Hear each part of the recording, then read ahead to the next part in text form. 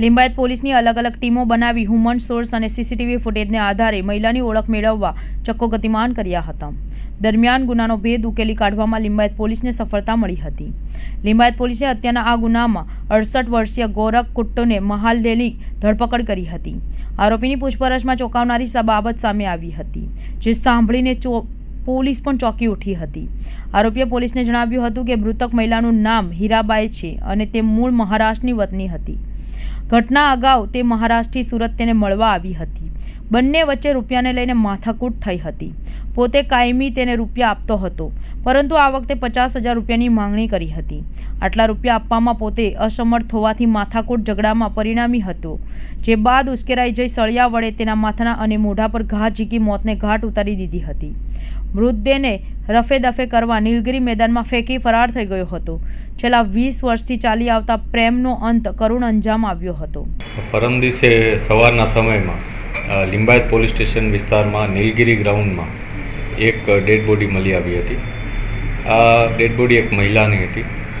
આ મહિલાનું ઓળખ એ સમયે થઈ શકેલ ન હતી, તેથી પોલીસે તત્કાલ એમને પોસ્ટમોર્ટમ માટે આ ડેડ બોડી મોકલી દીધી હતી.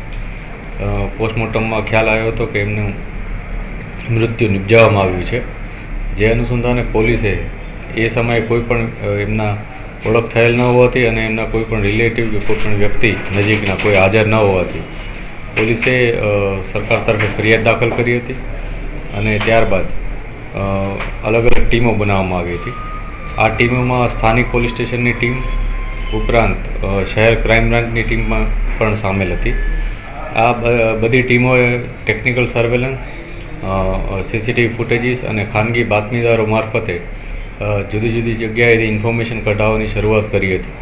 જેમાં શરૂઆતમાં અમારા માટે સૌથી મોટું ચેલેન્જ આ ડેડ બોડી ન ઓળખી શકાવાનું હતું, અને ત્યારબાદ અમે અમારી ટીમોએ અલગ અલગ જે ઇન્ફોર્મેશન મેળવી એમાંથી છેવટે અમને આરોપીનું પગેરું મળ્યું હતું. આ આરોપીનું થોડીક પણ માહિતી મળતા પોલીસે જે તે સ્થળે જઈને આરોપીને પકડી પાડેલ હતો. ત્યારબાદ આરોપીની વિગતો મેળવી હતી, જેમાં અમને માહિતી મળી હતી કે જે મરણ જનાર વ્યક્તિ છે એ બેનનું નામ હીરાબાઈ છે અને જે આરોપી છે એનું નામ ગોરખ કથ્થુ મહાલે છે. જે બંને ઘણા વર્ષોથી એકબીજાના સંપર્કમાં હતા. છેલ્લા 20 વર્ષથી એકબીજાના સંપર્કમાં અને બંને વચ્ચે પ્રેમ સંબંધ હોવાની માહિતી આરોપીએ અમને આપી છે. અમે તમામ માહિતી અત્યારે વેરીફાઈ કરી રહ્યા છીએ. આ બનાવમાં જે આરોપી છે એને આ બેનને સાથે કંઈક પૈસા બાબતે અને બીજી કેટલીક બાબતોએ ઝઘડો થયો હતો, જે અનુસંધાને એણે પોતે આવેશમાં આવી જઈ અને આ બેનની હત્યા નિપજાવી હતી અને બાદમાં પોતે ત્યાંથી ફરાર થઈ ગયો હતો. પોલીસે ખૂબ જ મહેનત બાદ આરોપીને ઝડપી પાડેલ છે અને આરોપીના જે નિવેદન છે એ લઈ અને અત્યારે એની અરેસ્ટ કરવાની તજવીજ ચાલુ છે. જ્યારે શરૂઆતમાં ડેડ બોડી મળી ત્યારે અમે એને આઈડેન્ટિટી તપાસ કરી હતી કે એમની પાસે કોઈ માહિતી મળી જાય એમના પર્સમાં કે એવું થયું, પરંતુ પોલીસને કોઈ પણ એ પ્રાથમિક માહિતી મળી ન હતી. એટલે કોઈ પણ વર્ણ ઓળખાયેલી વ્યક્તિ એનું ડેડ બોડી જ્યારે મળે છે ત્યારે ખૂબ જ ચેલેન્જિંગ બને છે, કેમ કે એની આસપાસ સંકળાયેલ લોકોનો સંપર્ક થઈ શકતો નથી. તેથી આ બાબતે પોલીસને ખૂબ જ અગવડતા પડી હતી.